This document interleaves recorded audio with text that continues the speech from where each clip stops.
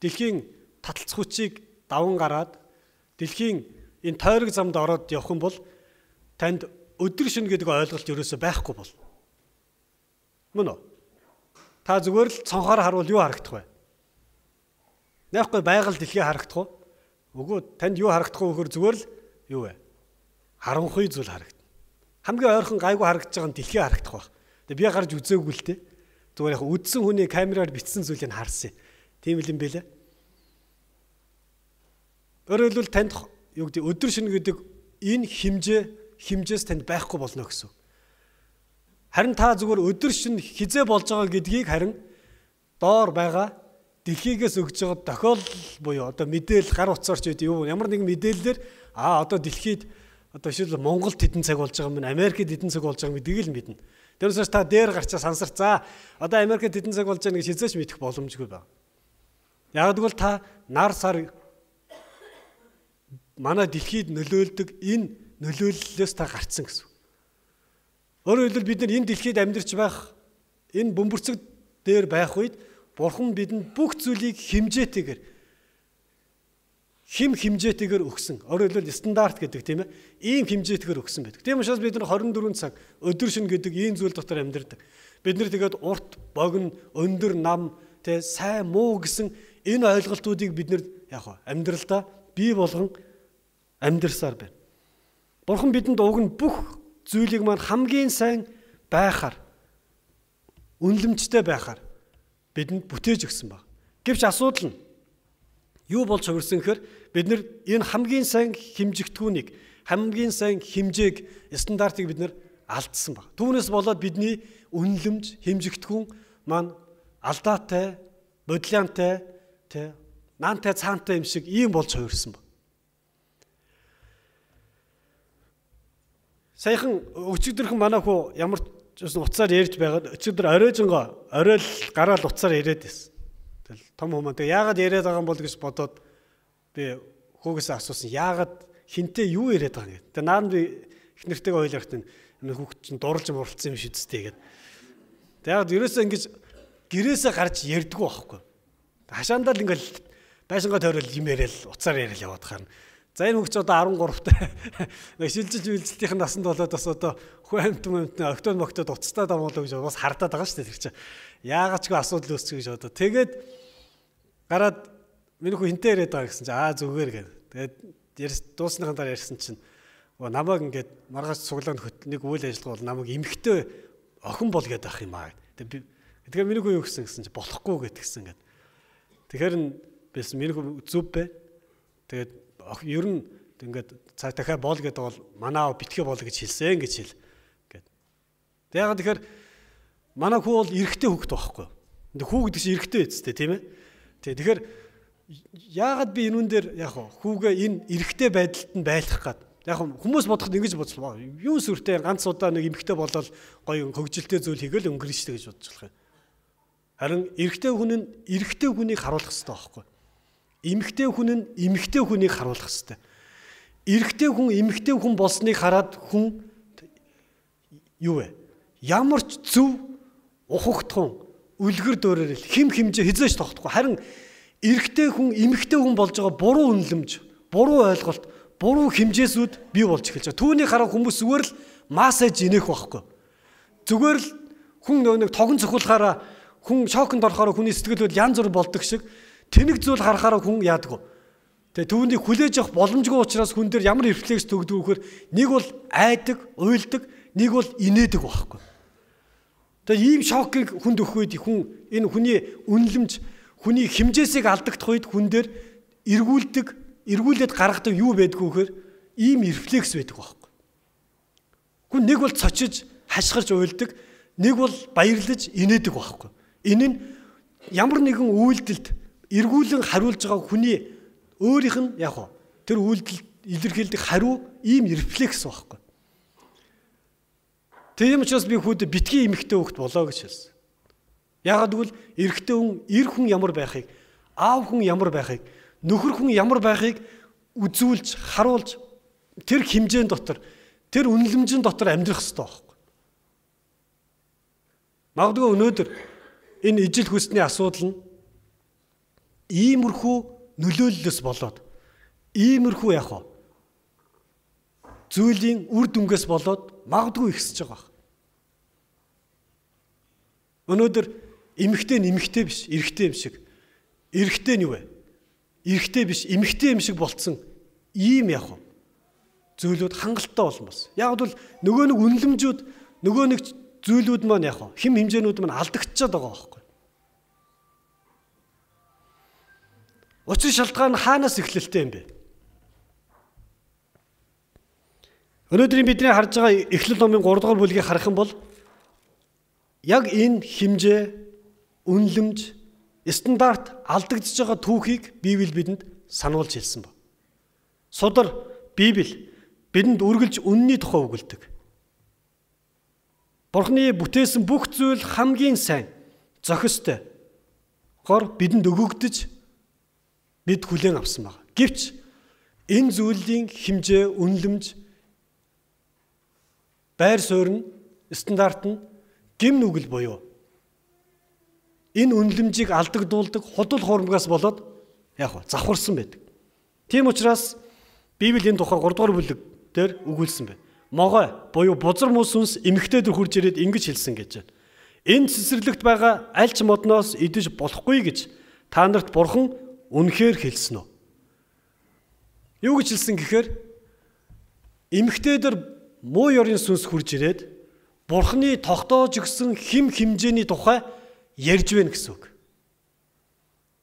Өөрөөр хэлбэл магадгүй та гэр бүлтэй. Гэтэл та тань дээр нэг эмэгтэй хүн, та эхнэр хүний чинь хувьд нэг өөр эрэгтэй хүн хурж ирээд, нэг хар хүн хурж ирээд, тань дээр хурж ирээд танаа нөхөр чинь таныг ерөөсөө битгий гарч гэрээсээ ерөөсөө битгий гар гэж хэлсэн үү? Гэж хэлж байгаатай адилхан байхгүй. Би жишээлж байна. Та ойлгож байна уу? Өөрөөр хэлбэл муу ёрын сүнс хүн дээр хурж ирээд Бурхны тогтоож өгсөн хэмжээний тухай, байх байр суурьны тухай, үнэлэмжийг нь тэр эмэгтэйд яг хэлж байгаа. Гэхдээ түүнийг нь буруугаар хэлж байгаа гэсэн. Харах юм бол ингэж хэлсэн. Энэ цэцэрлэгт байгаа аль ч модноос идэж болохгүй юу гэж хэлсэн. Аль ч модноос идэж болохгүй гэж хэлсэн үү? Гэсэн утга байхгүй. Муу ёрын сүнс Бурхны хэлсэн үгийг шууд гуйвуулж асууж яана гэсэн. Бурхан чи аль ч модноос нь идэж болно. Гэхдээ нэг модны жимснээс битгий идэрэй гэж хэлсэн ба. Харин муу ёрын сүнс үрж ирээд бүгднгээс нь битгий ид гэсэн юм уу? Гэсэн утгаар байхгүй. Өөрөөр хэлбэл таны нөхөр эзгүй байх хооронд хэн нэгэн эрэгтэй хурж ирчээд танд хурж ирээд танаа нөхөр чинь чамайг ерөөсөө битгий гэрээсээ гар гэсэн юм уу? Гэж асууж байгаатай адилхан зүйл.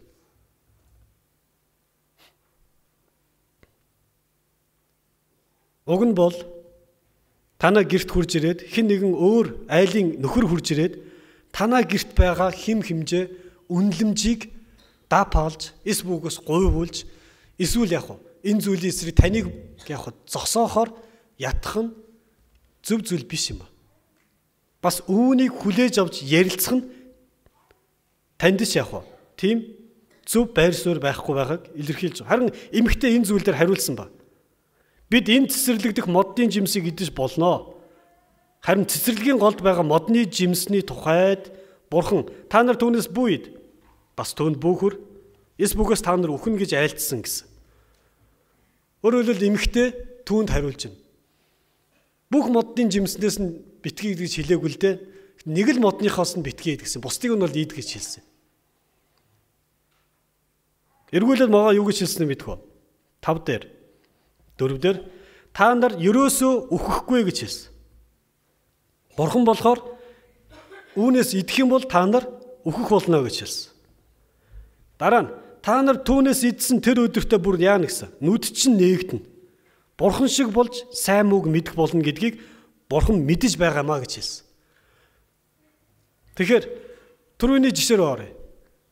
Тэр гаднаас орж ирсэн нөхөр эхнэр танд танаа нөхөр чинь чамайг ерөөсөө гэрээсээ битгий гар гэж хэлсэн гэж юу? Биш. Харин битгий гар гэж хэлсэн юм уу? Гэж хэлэх үед нь та юу гэсэн бэ? Гэхдээ манай нөхөр намайг гараарай л гэсэндээ уг нь чөлөөтэй гараар гэсэн. Гэхдээ яг орой шин орой битгий яваарай гэж хэлсэн юм аа гэж хариулж байгаатай адилхан байхгүй. Манай нөхөр намайг гарч болно гэсэн л дээ. Гэхдээ яг шинэ орой л битгий гараа гэсэн. Яагаад гэвэл шинэ орой гарах юм бол аюултай шүү гэж хэлсэн байхгүй юу? Гэхдээ эмэгтэй эргэлзэж байна. Нэр манай нөхөр намайг яагаад шинэ орой битгий гараа гэсэн юм бол? Тийм учраас могой түүнд юу гэж хэлсэн гэхээр одоо эргэлзэн дээр нь чи ерөөсөө өөхөхгүй. Харин ч бүр нүд чинь нэгдэн тэгээ бурхантай адилхан болно гэсэн. Үүнийг бурхан мэдж байгаа учраас чамайг битгий түнд хүргээд байгаа байхгүй юу? Чи бурхантай адилхан болно гэд болох гээд байгаа учраас бурхан чамайг битгий энэ модны жимснээс идэ гэж хэлсэн гэсэн. Тэгвэл жишээр яваад орох юм бол эмэгтэйд ингэж хэлж ирэх гэсэн. Айлын нөхөр танд ингэж хэлж штэ. Шинэ орой гарахад юу нь болохгүй гэж. Харин ч гарах юм бол гоё штэ. Гоё гадаа гоё ингээл намуухан үдэш гадаа зугаалаа л гэл те. Нэг дуу дуулж өгөөл тань тийм үү. Тэгэл орой гарах юм бол маш гоё байхаа хөгжим хангираал гэрэлцээд ингээл юу орой гарах шиг ямар сайхан юм хаа ийм сайхан зүйл юу байгаа юм. Тэгээ нөхөр чинь яг энийг мэдж байгаа учраас чамайг битгий гар гэдэг байгаа байхгүй юу? Чамайг ийм гоё зүйлийг битгий мэдээсээ олж хараасаа гэсэндээ чамайг битгий гар гэдэг байгаа юм. Гэж хэлж байгаатай яг адилхан зүйл. Хэрэв айлын эхнэр танд айлын нөхөр хурж ирээд ийм үгийг хэлвэл та юугүй. Үгүй тийм байж тэн чи одоо гарлгүй яах вэ? Айлын хоёлаас гоцоо гарах уу? Үгүй шүү дээ. Гэхдээ Ева яг ийм байдлаар хандсан байхгүй. Тэгэд Ева тэр модны жимсийг харсан чинь ямар гэж хэлсэн? Хоол хүнс болчмоор гэж эхэлсэн ба. Гэтэл өмнө нь Ева бусад модны жимсийг харах үед түүнд бүх модны жимс хоол хүнс болмоор сайхнаар бурхан бүтээж өгснийг харж байсан. Гэтэл одоо болохгүй гэдэг зүйл нь түүний үед ямар байсан гэхээр харин ч бүр зөрөөд яаж вэ? Эсрэгээр харин ч бүр болох юм шиг бүр жинхэнэ яг баяр хөөр төрөх юм шиг. Энэ модны жимсийг л идчихвэл илүү яг нүд нээгдээ сэтгэл баясаад гоё болчихсон юм шиг санагдсан. Айл ихнэр яс цогоор харсан чинь нэр их гоё харагтаал. Нэр гэрэл чийдэн гэлбал тэнд нэг хүмүүс бөгнөр байгаа юм шиг хүмүүс гоё зугаалаад байгаа юм шиг. Тэгэхээр нь л гармаар санагтаал эхэлж байгаа тийг адилхан байхгүй. Харин нөхөр болохоор битгий оройч гараарай. Магадгүй гарахтаа надтай хамт гараарай гэсэн байж болох юм бол та. Надгүйгээр битгий гараарай гэсэн байж болох юм. Энэ бол жишээ шүү. Яг амьдрал дах таныг орой үүсэх гарах тухай яриаггүй байгаа. Муу ерийн сүнс яг ийм байдлаар хүн дээр хурж ирсэн байд. Бозор мөн сүнсний хийж байгаа ажлыг та харж байна уу? Муу ерийн сүнс хурж ирэхдээ хизээч таныг хүчрхийлдэггүй. Муу ерийн сүнс хурж ирээд таныг хизээч айлгадаггүй. Бид нар бодохдоо муу ерийн сүнс гэхээр нэг л аймар харанхуй үзэгдэл тэгээ чихэм жигсэж зэвүүцсмээр нэг балер юм хурж ирээл тэгэхээр нь л яг уу ингээл гим нүгэл хийд юм шиг боддог. Харин муу ерийн сүнс хурж ирээд зүгээр л танд санал тавьдаг байхгүй. Зүгээр л танд яг уу ярьж өгдөг байхгүй. Зүгээр л танд яг уу дүрсэлж өгдөг байхгүй. Тэгээд та түнд нь хариулах үед энэ гим нүгэл болж хувирдаг ба. Ява дээр хурж ирээд муу ерийн сүнс ингэж хэлээгүү. Чи тэр модны жимснээс идэхгүй бол би чамайг зөв алын шүү гэж хэлээгүй зү. Хэрвээ чи энэ модны жимснээс идэхгүй бол чамайг одоо хараалаа гэж нэг ч хэлээгүй. Харин Бурхны тогтоосон хим хэмжээг нь шууд яг үгүйсгэж буруутгаж тэгэд эргэлзүүлж байгааг бид нар харж байна. Бозор мөн сүнс өнөөдөр ч гэсэн ингэж ажиллаж байгаа. Бурхны бидэнд тогтоосон хим хэмжээнүүдийг үргэлж дандаа буруутгадаг. Үгүй гэж хэлдэг. Яг боддоор бол наа чин тийм биш. Харахад харин ч бүр сайн. Үүнийг хийчих юм бол харин ч бүр зөв. Дандаа бидэнд ингэж хэлдэг. Өөрөөр хэлбэл Бурхны тогтоосон хим хэмжээ үнэлэмжүүдийг бузар мос сүнс Бурхны байр суурин дээр зогсож байгаа юм шиг үний юм шигээр бидэнд яг санал болгон хэлдэг ба. Хэрвээ та Явагийн оронд байсан бол энд сууж байгаа эмэгтэйчүүл юу гэж хэлэх байсан бэ?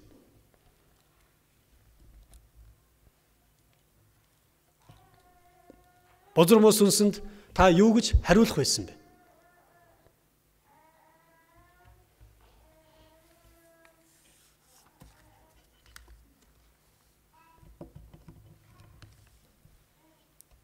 Айлын танихгүй эрэгтэй хурж ирээд тань дээр зөвхөн нөхөр та хоёрын чинь хооронд байх эс бөгөөс зөвхөн танаа гэрт байдаг тэр хим химжээ, үнэлэмжийг буруутхан ярих.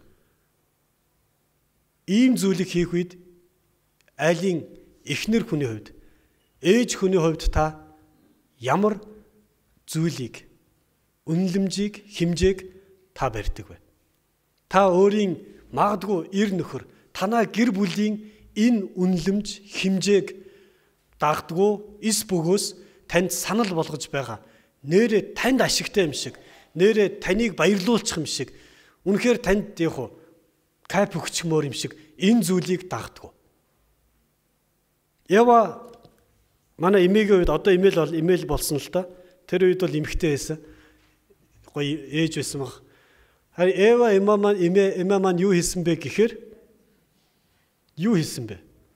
Нөгөө нэг байсан эдэн цэцэрлэх хим химжээг яасан бэ? Хүлээж дагаж мөрдхийн оронд харин тэр химжээг эвдэж байгаа саналыг хүлээж авсан ба. Уг нь эмэгтэй юу хийх ёстой байсан? Ева юу хийх ёстой байсан бэ? Өөрт нь тавигдсан үнэлэмж юу вэ? Үгийг, химжээг барин зогссоор байх ёстой байсан. Дээрээс нь тэр хизээш ийм зүйлийг гуравдагч этгээдтэй буюу түүнийг үнэлэмжийг нь үгүйсгэж байгаа нэгэнтэй санал зөвлөлдөн ярих ёсгүй байх байсан. Эмэгтэй шүлмэн танд хэлмээр байна. Айлын нөхөр хурж ирээ танд зөвхөн нөхөрт хоёрын чинь хооронд байх тэр харилцааны тухай шүүмжлэн ярил битгий сонсоор. Хичнээн сайхан залуу юм харагдсан ч, хичнээн баян юм шиг байсан ч нөхөрт хоёрын чинь хооронд л байдаг тэр харилцааны тухай гэр бүлийн зөвлөгч шиг, ухаанд хүн шиг, асуудлыг шийдэх юм шиг хурж ирж ярих үед та шууд тэр газараас холдох ёстой юм. Ева уг нь эндээс явах ёстой байсан байхгүй. Харин манай хүн яасан? Хүү яаж мэддэг вэ наа гэд ярьж эхэлсэн. Тийм учраас тэрээр нөхрийнхөө гэр бүлийнхаа байх ёстой хэмжээг 3 дахь шитгээдэд сайн дураар нээж өгсөн байхгүй. Гэртээ оруулсан байхгүй. Тэгээд зогсоогүй. Манай хүн яасан бэ? Бидний жишээгээр орой гарсан байхгүй. Орой юу онгорхой байдгийг та мэдэх үү? Орой манай хүн гараад сайхан уулан зугаалсан уу?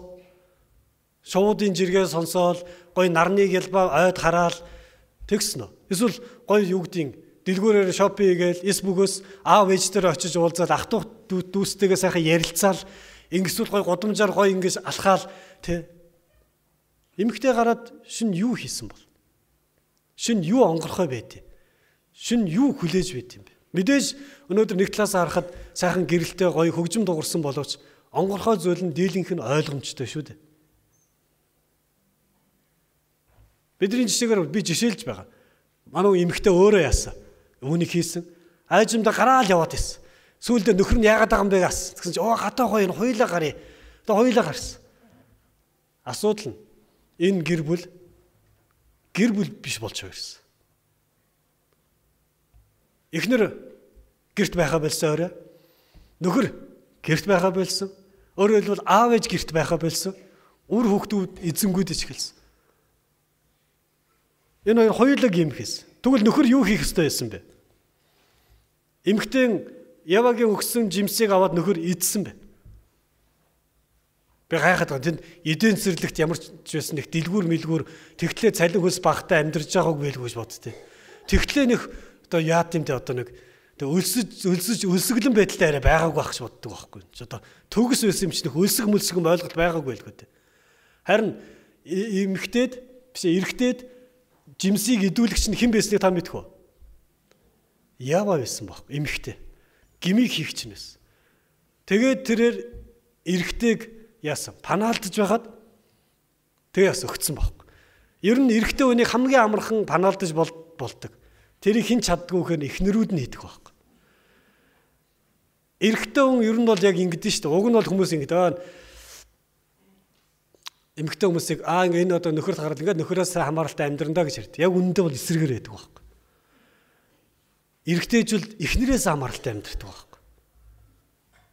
Эрэгтэй хүмүүс бол ингээ харахад аюу гоё байк бүдүүн мундаг лаг залуу боловч яг амьдрал дээр бол ерөөсөө л айлын том хөвгцөл байдаг шүү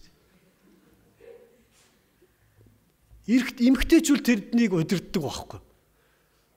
Тэгэл ер нь бол эхнэр нь байхгүй бол амьдрал нь сүрцсэн юм шиг болол гэртээ орхон хүртэл дургуун хүрээл явчихдаг байх. Эхнэр нь байвал тэгэл дагаал ингээл баярлал баясаал тий. Яг эрэгтэй хүний зан чанар би өөрөө эрэгтэй болохыг мэдээд байгаа шүү дээ. Нэг надад бас тийм зан чанар байдаг байхгүй. Тэр манай эхнэр гэрт ингээл байхгүй бол би нэг л бол сонирн болоод хүүтэй өргөө салхилал тийчнээ хүүхдүүд байсан ч нэг л сонио өргөл явчихдаг байх. Тэгээ эхнэр ирэхээр л бараг айлын том өгч баярлал ингээл яг баярлж гэж ингэхгүй л дээ. Тэгтэл цаанаа л айгаа баярлал ингээд байгаад байдаг байхгүй. Энэ чинь бүх эрэгтэй хүмүүс бүгд адилхан.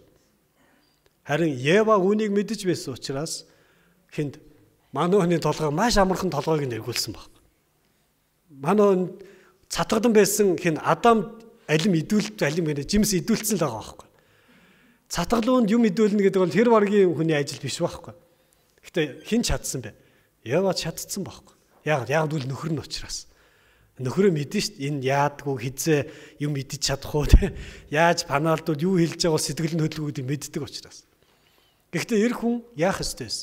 Зогсоогоод дахин чиглүүл хийх ёстой вэ? Эр хүний үүрэг хариуцлага бол чиглүүлэх явдал байхгүй.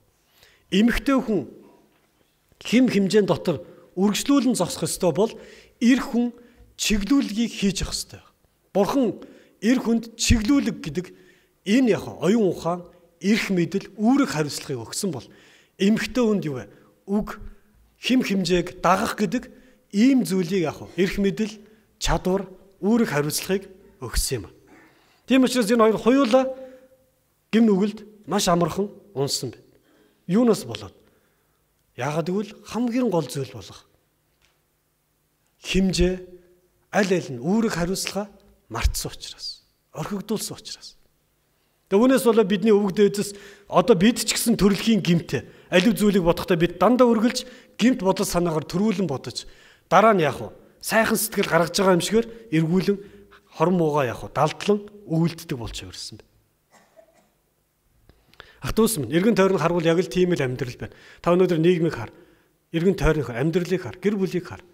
Би танаас асууя. Танай гэр бүлд ямар нэгэн хим хэмжээ эсбүгөөс чиглүүлэг байгаа юу? Танай гэр бүлийг юу чиглүүлж байгаа вэ? Хөтлөн дагуулж байгаа. Эсбүгөөс танай гэр бүлд ямар хим хэмжээ стандарт байдаг вэ?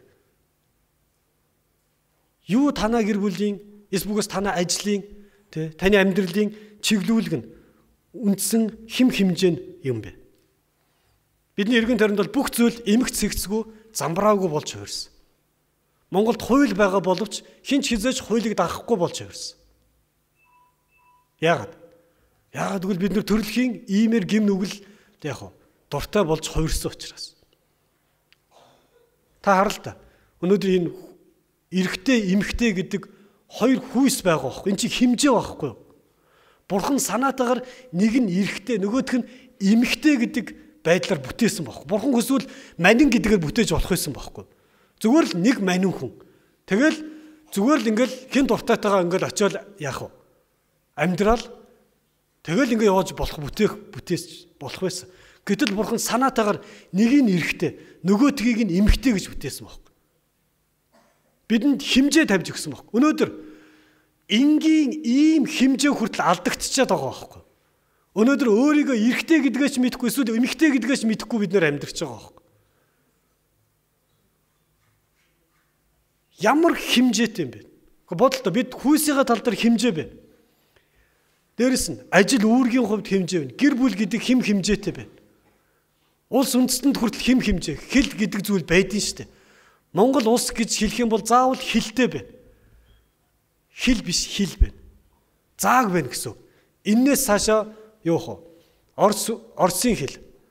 Тэгээд ийшээ явахын тулд заавал явах. Орсын зөвшөөрөл авах хэрэгтэй. Ийшээ энэс цаашаа хятад улс байна.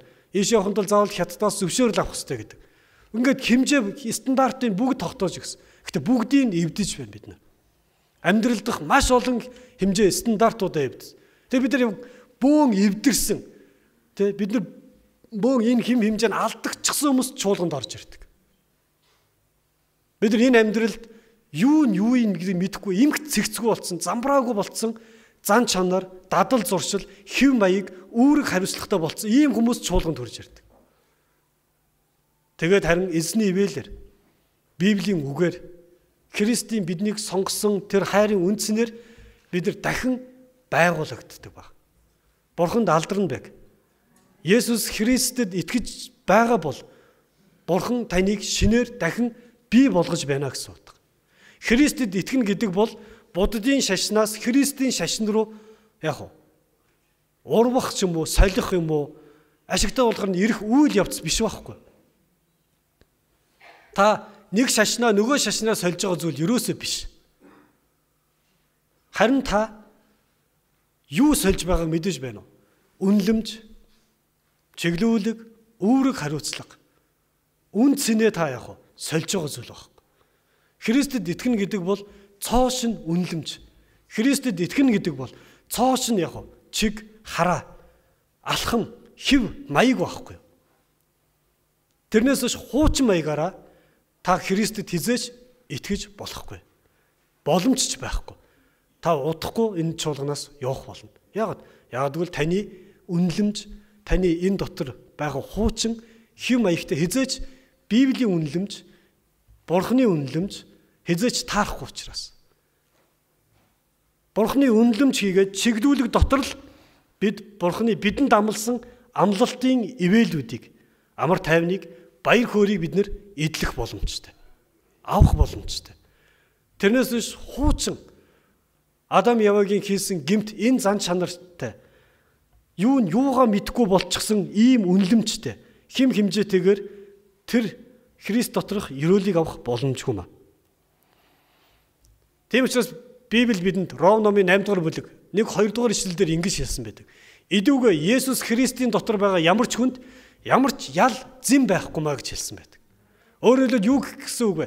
Та хэрвээ Есүс Христийг аврагчаараа хүлээж авсан бол одоо та гим нүглийн бүх хүлээснээс гим нүглийн бүхий л таныг нурааж байдаг дадал зуршлаас та чөлөөлөгдсөн гэсэн утга байхгүй. Та одоо эрх чөлөөтэй болсон. Эрх чөлөөтэй болсон гэдэг чинь та сонголт хийж болно гэсэн. Урд нь та сонгодгүй байсан. Урд нь та сонгох ойлголтч байхгүй, чадварч байхгүй байсан. Та зүгээр л бусад ингэж амьдарч байгаа учраас би ингэж амьдрна гэдэг тэр л жишг хэмжээгээр амьдарч байсан. Манай найз зүүнийг худалдаж авсан учраас би бас худалдаж авна. Тэр ингэж салсан учраас би бас ингэж сална. Тийм ээ? Ингэж хулгай хийж болдог учраас би бас хулгай ин. Харагдахгүй бол болоо гэдэг энэ үнлэмж ойлголтууд таны дотор байсан. Харин Христийг хүлээж авснаас хойш танд одоо эрх чөлөө өгөгдөж байна. Би үүнийг хийхгүй ч байж болно, хийчих болно гэдэг. Та гим нүглийг, эс бөгөөс завхайрлыг, эс бөгөөс худал хурангийг та үйлдэж болно, эсвэл үйлдэхгүй байж болно гэдэг ийм үнлэмжтэй та болж байгаа. Ийм сонголттой болж байгаа. Урд нь та зөвхөн нэг зүйл дээр л дагдаг байсан. Сонгохгүйгээр зүгээр дагдаг байсан. Бүр сайн дураар, заримдаа бүр мэрэгшиж худал, хуурмаг, завхрал энэ зүйлийг та дагдаг байсан. Харин одоо Христ итгэснээс хойш та сонголттой болсон. Танд эрх чөлөө байна. Тийм учраас Ром номын 8:2 дээр юу гэж хэлсэн бэ гэхээр одоо таныг гим нүглийн, мөхлийн, үхлийн хууль биш. Харин одоо таныг эрх чөлөөний хууль, Христ доторх хайрын хууль таныг хөтлөн дагуулах болно гэж хэлсэн. Христ доторх хайрын хууль таныг хөтлөн дагуулахыг хүсэж байна. Харин та өнгөрсөн гим нүгэл, үхэл, мөхлийн хуулийг үргэлжлүүлэн дагмаар байна уу?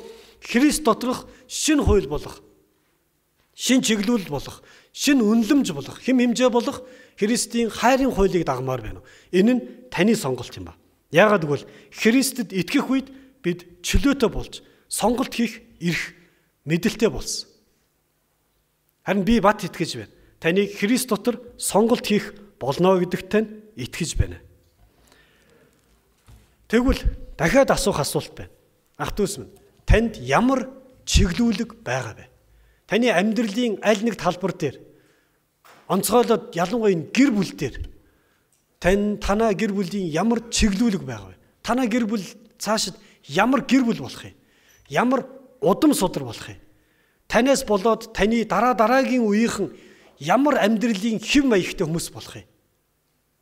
Хүмүүсийн хэлдгээр хараал зовлон дотор үргэлжлүүлэн амьдрах юм уу? Эсвэл ерөөл зөв шударга байдал дотор үргэлжлүүлэн амьдрах юм уу гэдг нь өнөөдөр таны Христ доторх эрх чөлөөний үнэлэмж чиглүүлгээс шалтгаалах бол танаас шалтгаалах болно. Яг гэвэл танд эрх чөлөө нь байна. Та бол Христ дотор байгаа бол дахиад хэлье. Та эрх чөлөөтэй хүн. 2 Коринт 5:17 дээр бидэнд юу гэж хэллээ? Тийм харахтун. Хэрвээ хэн нэгэн Христ дотор байх юм бол тэр нь шин бүтээл юмаа гэж хэлсэн байна. Харахтун бүр цоо шин болсон байна гэж хэлсэн. Цоо шин. Магадгүй та хүний нүдээр харуул та махан биений хувьд хуучирч байж магадгүй. Хөгшөрж байж болох юм. Гэхдээ Христэд итгэлээр таны дотор хүн шин болсон. Цоо шин хүн болсон. Харин энэ шин хүнийг та дахиж аваачаад буцаагаад намаг, балчиг, зовлон, бэрхшээл даваачиж тавьмаар байна уу? Энэ шин хүнийг харин байгуулж, бий болгож, улам илүү хүчрэгжүүлмээр байна уу? Бидний эзэн Есүс Христ нэгэн удаа энэ зүйлийн тухай сургаалт зөвлөлд айлцсан байдаг. Бузар муу сүнс хүнээс гараад явсан тухай байдаг. Бузар муу сүнсэнд хүлэгдэж байсан хүн Бурханд итгэх итгэлээс болоод Бурхан түүнийг чөлөөлж өгөөд шин болгоод тэгээ түүнийг хүлжсэн бүх амьдралын гим нүгэл муу ерэн сүнсний хүлээснээс түүнийг чөлөөлж өгдөг. Тэгээ тэр хүн чөлөөтэй болсон. Гэхдээ асуудал нь тэр хүн чөлөөтэй болсон ч тэр сонголт хийгээгүй. Тэр нэг бол Бурханых байх уу? Бурханыг үргэлжлүүлэн дагах уу гэдгээ тэр сонгоогүй. Харин тийм учраас нөгөө муу ерэн сүнс түүнээс гарч яваад хэсэг баахан дими тэнжээд буцаад нөгөө хүн дээр хүрээд ирсэн чинь нөгөө нь зүгээр ямар ч зүйл түүний дотор ороогүй. Хинч байхгүй гэсэн. Эзний ариун сүнс түүнийг удирдаагүй, бузар муу сүнс ч удирдааг болох нөгөө муу ерэн сүнс нь түүн рүү дахиад орсон. Орохдоо бүр өөрөөсөө бүр 7 муу ерэн сүнсийг дагуулад түүний дотор баттай суугдсан. 7 гэдэг тоо бол төгс байдлын илэрхийлэл байхгүй. Урдийнхаас илүүгээр түүний амьдралд гүн суусан гэсэн үг. Тэгээд түүний амьдрал урдийнхаас 7 дор боллоо гэсэн үг. Тиймэр хэрэгцсэн байдаг. Таны дотор ямар үнэлэмж, ямар чиглүүлэг байгаа вэ? Христ доторх чиглүүлэг, Христ доторх үнэлэмжийг та хүлээн зөвшөөрч өөрийнхөө дотор бий болгож байгаа юу? Тийм учраас би танаас дахин асуугаад байгаа. Хэрвээ тийм бол тань дээр хамгийн түрүүнд илэрх ёстой зүйл чинь таны гэр бүл байхгүй. Таны гэр бүл. Таны гэр бүл дээр ямар үнэлэмж, ямар чиглүүлэг байгаа вэ? Биднийг хуучин зүйл маань удирдаад байх юм бол мэдээж нэг өдөр гээ гүнтгэн чөтгөр шиг болоод галзуур солиорхгүй л те. Гэхдээ аажмаар бидний энэ шин амьдралыг, эрх чөлөөтэй амьдралыг бузар муу сүнс бидний амьдралын олон талбар дээр бидний амьдралыг буруу тийш нь хөдөлж тэгээд дадал зуршил болгож, хөвшил болгож тэгээд боолчлон буцаагаад хүлдэг баг.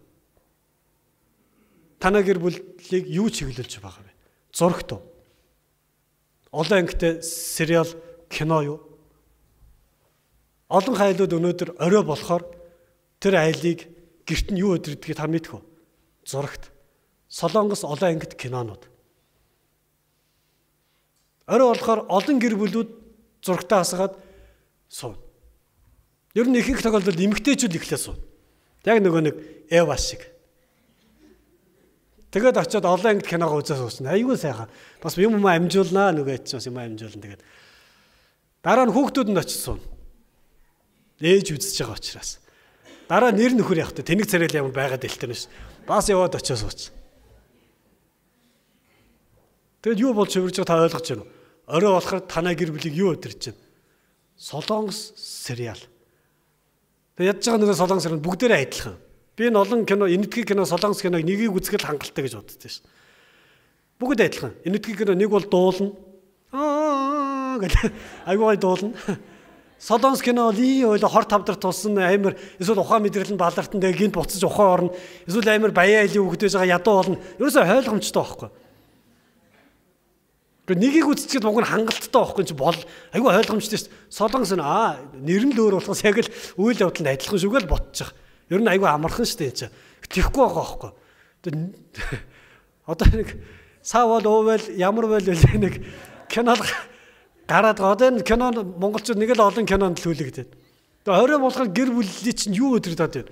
Солонгос зохиолчийн яг уу энэ дүрсүүд л таныг өдрөдөд. Тэгээ танаа гэр бүл энэ кино дууссан юу болох юм бэ? Танаа гэр бүл ямар ч өдөрлөхгүй бол. Одоо хугацаанд аажимдаа та хараарай. Эхнэр чинь ямар ч юуг болно. Хим химжээ, стандарт ийм зүйлг болно. Эр нөхөр чинь юу чиглүүлэхээ мэдхээ болно. Юу хийхээ мэдхээ болно. Осолтгүй та нар идэх болно. Осолтгүй ажилдаа явах болно. Осолтгүй амьдрах болно. Гэхдээ химжээ чинь үнэлэмжүүд чинь байхгүй болж байна. Тэгээд дараа нь энэ үнэлэмжийг бий болгодог чиглүүлэл, өдөрдөмжүүд алдагдаж эхлэх болно. Танаа гэр бүл ямар зүйл дадал зуршил болж хэн боолчилж байгааг та хизээш ойлгохгүй. Зүгээр л та айгүй гоё кайп авдаг. Зүгээр л гоё амьдрал. Ява дээр муу ёрийн сүнс хурж ирээд хизээш би бол муу ёрийн сүнс чамааг айлгана, хүчрхийлнэ гэж хэлээгүй.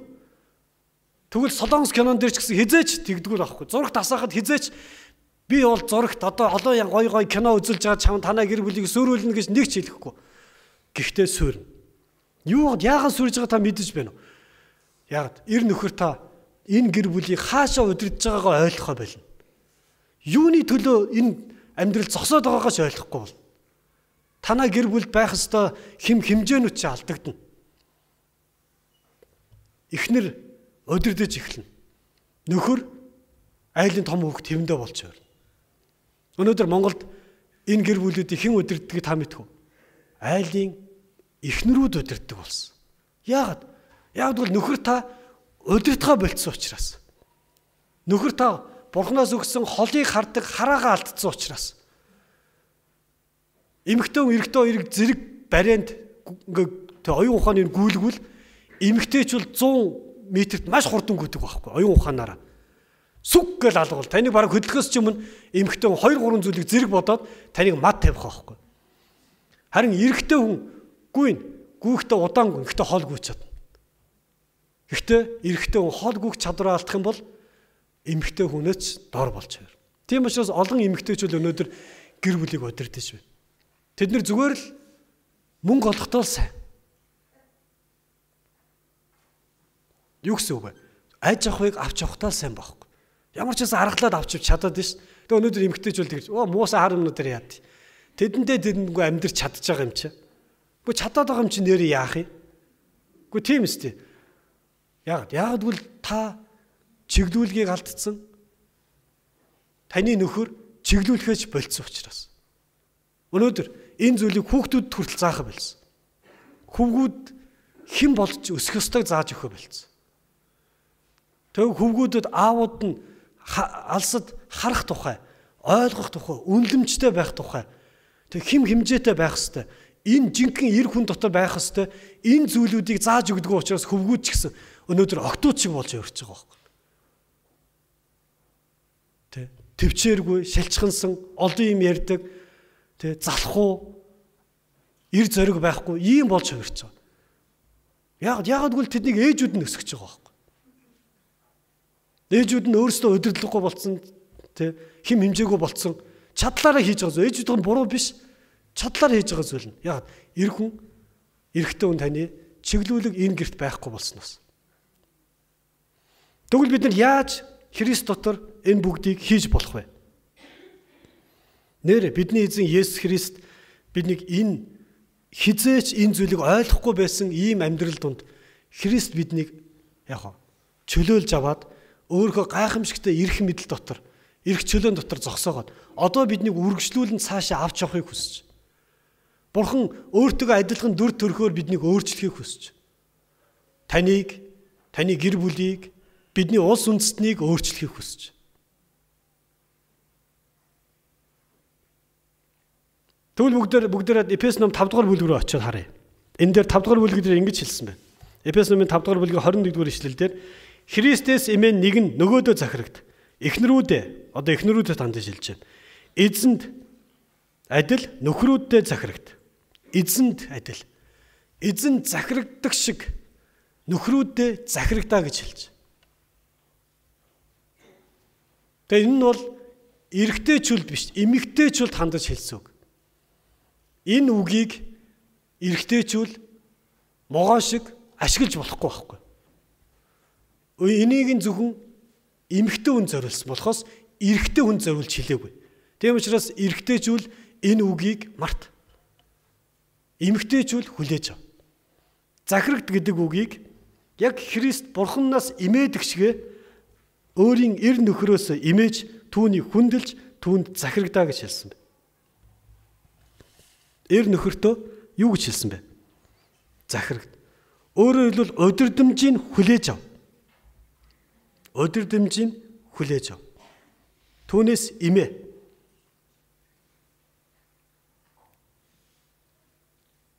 Ингэж хэлэхээр олон Христэд итгэгч биш нөхрөөтэй эмэгтэйч бол маш хүнд тустай юм шиг л. Яах вэ гэж. Шал буруу удирдах байгаа юм чи яах юм гэдэг байхгүй. Шал буруу удирдах байгааг харин та яаж мэдээд байгаа. Нэг зүйл. Хэрвээ та удирдлагыг өгөхгүй бол тэр хүн удирдах байгаагаас мэдэхгүй байхгүй. Удирдлагыг өгөөд тэгээд тэр хүн алдаа хийсэн ч онхолдож унсан ч та түүнийг чөлөөтэй тавьж өг. Жолоо барьж байгаа хүний хажуу талаас яг хажуу сууж байгаа хүн жолоог нь барьж булаажаад үгүй ингэж явдаг байхгүй гэдэг бол жинхэнэ аваар гарах байхгүй. Тэгвэл эмэгтэйчүүл бид нар яадаг вэ? Жолооны хажуу суучаад тэгээд жолоог нь барьчиж наад хаазаа гიშгүй бол бойл гэдэг байхгүй. Та ойлгож байна уу? Өөрөөр хэлбэл чи ажилт хийвэл болоо бусдад бол яг хэрэггүй гэдэг байгаа байхгүй. Тэгээ нөхрүүдийг ажилтай л байж байгаа бол эхнэрүүд нь энэ хүн болж гэнэ гэж ойлгоод байгаа шүү. Харин уучлаарай. Ажилгүй байсан ч, мөнгөгүй байсан ч эр хүн гэр бүлийг удирдах хэрэгтэй байхгүй. Ядмагхан байхад хүртэл удирдах сурах хэрэгтэй. Тэ хангалуун цатгалан байсан ч удирдах сурах хэрэгтэй байхгүй. Амьдрал чинь дандаа юу вэ? Дандаа илбэг байхгүй. Жохон ядмагхан болоод ирэхээр хэн болгож аваад байна? Жолоог нь эмгтээчүүл нь болгож аваад яахаар ингэж болгож. Тэгээд өстой эдгээр айгүй буруу удирдт юм. Айгүй хэцүү. Та нар ойлгохгүй нөө гэд. Та тэр хүнийг онхолдоод жолоогоо барьж суртал нь юу вэ? Түүнд жолоог нь хариуцвал. Библи хэлж байна. Зүгээр л захирагд гэж хэлсэн болохоос ингүүл захирагд, ингэхгүй бол битгий захирагдаа гэж хэлээгүй шүү дээ. Итгэдэг бол захирагд, итгэдэггүй бол битгий захирагд гэж нэг ч хэлээгүй. Асуудал нь хүнд байна. Захирагддгүй хүнд байгаа байхгүй. Уг нь л айгүй цуглаанд багт айгүй сайн ойлгох юм ойлгоод байгаа. Тэгэл яг гэртээ очихоор ойлгож өгөхгүй болчиход байгаа байхгүй. Яг ойлгомжгүй болчиход байгаа байхгүй. Ингэж удирдна гэж юу ах вэ? Дэл гэж бод. Үнэн. Таны нүдээр харахаар яг үнэн байхгүй. Эмэгтэйчүүл та бол айгүй ухаантай. Бурхан танд ийм чадвар өгсөн. Маш хурдан юмыг олж хардаг, олон талаас нь олон юмыг зэрэг бодоод хариуг нь хурдан гаргацдаг ийм ухаан танд бий. Гэхдээ та хизээж холыг хардгүй. Энэ эрэгтэй хүмүүст байдаг байхгүй. Тэм учраас нөхрүүдэд юу гэж хэлсэн бэ?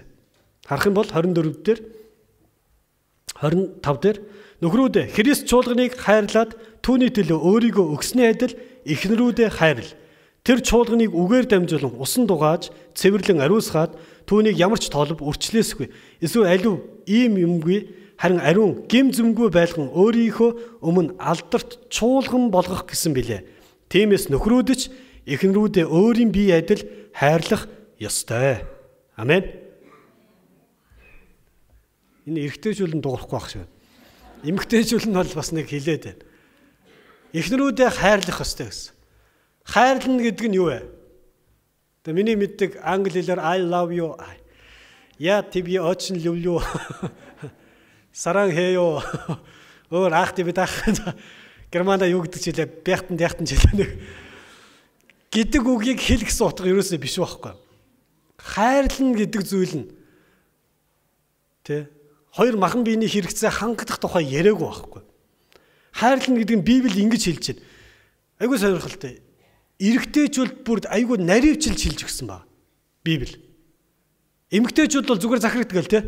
Нэг иймэрхүү маягаар хэлсэн юм шиг. Гэхдээ мэдээж өргөн байгаа л да. Харин Библиэлд эрэгтэйчүүд маш олон талаас тайлбарлаж өгсөн. Жишээлбэл Есүс чуулганыг яаж хайрлсан шиг үгээрээ дамжуулан усанд угааж, цэвэрлэн ариусгаж, тэгээ ямар ч толб үрчлээсгүй эсвэл альва ийм юмгүй харин ариун гим зүмгүй байлган өөрийнхөө мөн алдартай чуулган болгохын тулд гэсэн байна. Тэгээ эрэгтэй хүний эмэгтэй хүнийг хайрлах тэр зүйлийн тухай хэлж гисэн. Тэгээ эмэгтэй хүнийг ямар болгох гэсэн бэ? Угааж, цэвэрлэж, ариусгах гэсэн байхгүй. Өөрөөр хэлбэл хим химжээг нь тавьж өгөж, чиглүүлж, удирдах гэсэн утга байхгүй. Тэгэхгүй бол эмэгтэй маш амархан юу вэ? Гим нүгэлд унахтаа хурдан байхгүй. Тэд нар чинь айгүй хурдан ийш хурдан явцдаг учраас маш амархан яах вэ? Алдаанд орохдоо амархан байдаг. Тийм учраас хим химжээ заавал хэрэгтэй. Үүнийг эр хүн, удирдагч хүн химжээг нь тавьж өгөх хэрэгтэй байхгүй. Энэ нь хайр байхгүй. Та хайргүй бол юу вэ? Надад ямар хамаатай ингэж хэлдэг үстэй. Хамаагүй болсон хүн яадаг вэ? Хамаагүй амьдрдаг байхгүй. Харин хамааралтай бол та түнд яах вэ?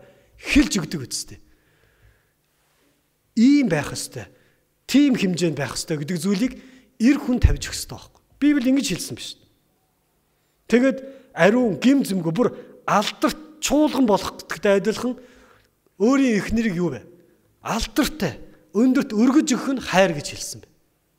Хэрэглээд хаях нь хайр гэж хэлээгүй. Харин алдарт гим зэмгүй зөв зохистой ариун ийм болох нь эр хүний юу вэ? Үүрэг, хариуцлага, чиглүүлэг юм аа. Хэрвээ та эр хүн та гэртээ ийм зүйлийг тавьж өгөхгүй бол, үнэлэмжийг тавьж өгөхгүй бол, чиглүүлгийг хийж өгөхгүй бол, хим химжээг нь тогтоож өгөхгүй бол эмэгтэй хүн маш амархан алдагддаг байх нь. Маш амархан бохирддаг байх нь. Яг бол Библи дүнгээсээ бидэнд хэлсэн. Эхлэл ном хамгийн түрүүнд хэн алдаанд орлоо? Эва алдаанд орсон. Яагаад гэвэл тэдний энэ хурдан ажилдаг онцлог чадварыг бузар мөс сүнс маш хурдан яаж гисэн? Ашиглаж, гуйвуулж, түүгээр дамжуулаад түүний гэр бүлийг, эр нөхрийг ч гэсэн завхралд оруулсан баг. Тийм учраас эмэгтэйчүүдийг хамгаалах нь ковотын эрх өгөх явдал биш байхгүй.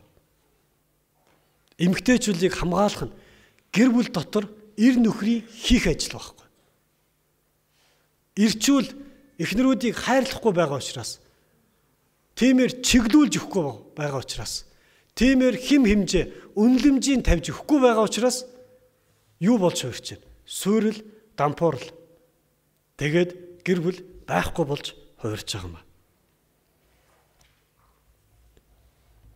Эргэн тойронд бидний итгэлийг хулгайлж, бидний итгэлийг сүрүүлж, бидний итгэлийг дампууруулад улмаар бидний амьдралыг байхгүй болохоор оролдож байгаа бузар мөс сүнсний ажлууд хангалттай их байна. Хангалттайгаар биднийг яах вэ? Зовоосоор байна. Харин танд дахиад хэлье. Та хэрвээ Христийн дотор байгаа бол түүний бидэнд өгсөн энэл, үүрэг, хариуцлага, чиглүүлэл дотор үргэлжлүүлэн зогсох ёстой юм. Хэрвээ Эфес номыг үргэлжлүүлэх харах юм бол энэ дээр дараа нь хүүхдүүдэд хандаж хэлсэн баг. Дараа нь боолууд буюу ажилчдад хандаж хэлсэн баг. Дараа нь удирдлага буюу удирдагч нарт хандаж хэлсэн байна. Энэ бүгд дээр энэ яг байр суурьнд бүгдэнд нь үнэлэмж хэрэгтэй, чиглүүлэг хэрэгтэй байхгүй. Гатуус нь би эмэгтэй шүүлэг зөвхөн гэрт байдаг тухай яриаггүй гэдгийг та зөв ойлгож байгаа. Харин гэр бүл дотор байх ёстой Бурхны тогтоож өгсөн хим химжээ, үнэлэмж, чиглүүлэг бидэнд маш их дутагдж байгаа тухай ярьж байгаа гэдгээ та ойлгосон баг. Би таныг эргүүлээд дундад зүүнний үеийн эмэгтэйчүүдийг боолчлох амьдрал руу хөтлөхгүйгүй гэдгээ та ойлгож байгаа байх. Харин таны гэр бүлийг байгуулахыг хүсэж байгаа Бурхны анханаас хүн төрлөختөнд бидэнд зүрх сэтгэл, зан чанарт маань ДНК-д нь бичээд үлдээч гисэн энэ яг хуу өдөр дэмжийн тухай ярьж байгаа гэдгийг та хүлээж авч ойлгосон байхаа гэж би итгэж байна. Бидний эзэн Есүс Христ бидэнд эрх чөлөө өгсөн. Харин та энэ эрх чөлөөг ямар зүйл болгож ашигламаар байна. 10 жилийн дараа, 20 жилийн дараа харагдах болно. Таны гэр бүлээр дамжиж харагдах болно. Эс бөгөөс 30, 40, 50 жилийн дараа таны хүүхдүүдийн амьдралаар дамжин харагдах болно. Эсвэл 100 жилийн дараа Монгол улс үндэстэн ямар улс үндэстэн болсон бэ гэдгээр бас харагдах боломжтой юм. Таны зүрх сэтгэл дотор, таны оюун ухаан дотор Бурхны бидэнд өгсөн энэ хэм хэмжээ, үүрэг хариуцлага, үнэлэмж нь чиглүүлэлт нь дүүрэн байгаасаа гэж өрөмөр байна. Хатуус нь хувь хүний хувьд ч гэсэн үнэхээр хэлмээр. Бид хэдий болтол өнөөдөр хуучин үнэлэмжээр чиглүүлэлгээр амьдрах юм бэ. Энэ дугаар ялангуяа би өөрөө эр хүний хувьд бас хэлмээр. Ирчүүл хэдий болтол өөрийнхөө энэ мунхаг, мулгуу олон жил дадал зуршлаагаар амьдрсаар байх юм бэ. Итгэгч нэртэй. Гэхдээ итгэлийн ямар ч амьдрал байхгүй амьдрах юм бэ. Хэдий болтол гэр бүл чинь юу мэдэгдэхгүй, тодорхойгүй. Өнөөдөр зүгээр л нэг мөнгө л олж байгаа бол хоолол дүүрэн байгаа бол энийг амьдрал гэж үнэлдэг үнэлэмжийн дотор байх юм бэ.